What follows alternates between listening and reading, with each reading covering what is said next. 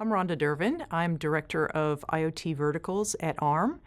And what that means is that I look at the particular vertical markets and how the IoT technology spans across them and how that's different between them.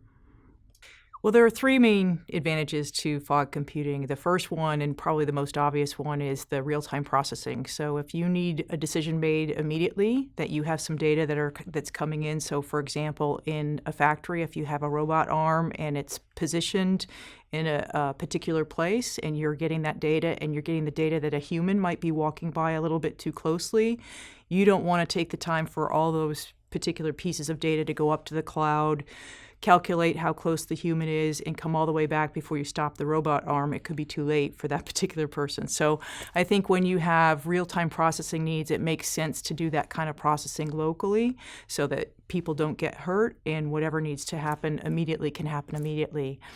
The second issue would be something in terms of privacy. So if you want to anonymize the data and make sure that you can't easily track whose response goes with the name with the data, then having a local processing capability to be able to aggregate that together and send it back to the cloud is really useful.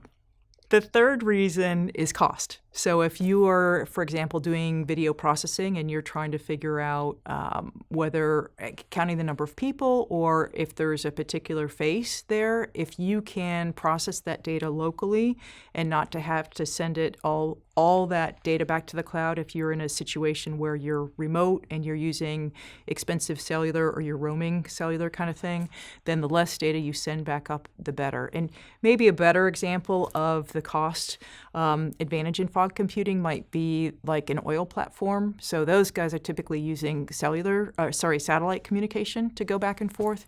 And satellite communication is pretty expensive, so you don't want to send up every piece of data that goes there. You want to do local processing on what the data is and then just send up conclusions, so that can save you a lot in terms of the cost.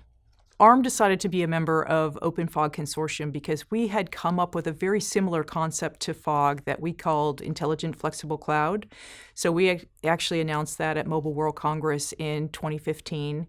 And we found that we were excited about the concept of how we saw the market shaking out and starting to think about what that could mean for people and how applications might be able to be different. And when we started talking to some of the other founding members, specifically Cisco, we found that our visions were very, very similar. So when OpenFog was starting to be formed, we found that this was a way to bring our vision to life and to do it, more importantly, in an interoperable way so that the market would adopt it and it would end up taking off, and that everybody would do it in a common way so that it would be better for everybody.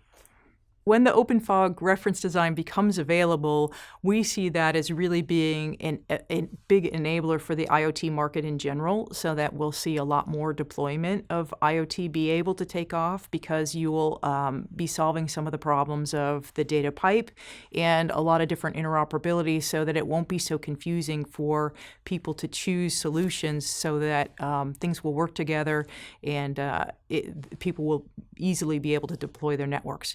And we see that being important because, like the internet allowed a lot of people to create new business models, we're really interested in what could happen with OpenFog and having technology be more of an enabler for people to enjoy their lives more, and it being a little bit more behind the scenes so that you don't have to know so much about it. There's a lot of automatic things that happen that make you more comfortable or happier or more productive. So lots of things that are invisible to our lives but really make them better.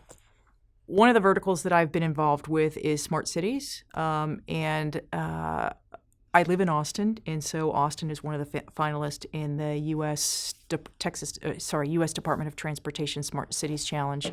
And so it's really been an interesting process because it's forced the city to make some decisions that they wouldn't have otherwise made with deadlines. And one of the things that Austin's doing is they're collapsing all their different silos into one common data platform. And that's really interesting because I think that's one of the things we're trying to avoid and we're trying to fix with fog computing is to eliminate those silos that naturally occur when markets first start forming and then they over time end up getting broken down. We're trying to break it down from the beginning and make it more horizontal. So some of the things that Austin is wanting to do with having their data all in one place is, number one, open it up to entrepreneurs so that they can use their creativity and solve some of the problems that maybe some of the other people haven't thought of yet.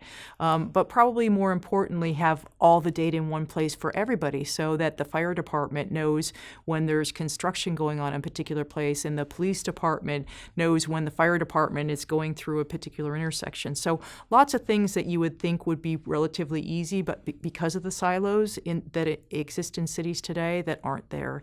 So I think that's representative of what a fog will end up doing for other places is collapsing those silos and making it easier for pieces of data to work together and add context so that it can be more meaningful.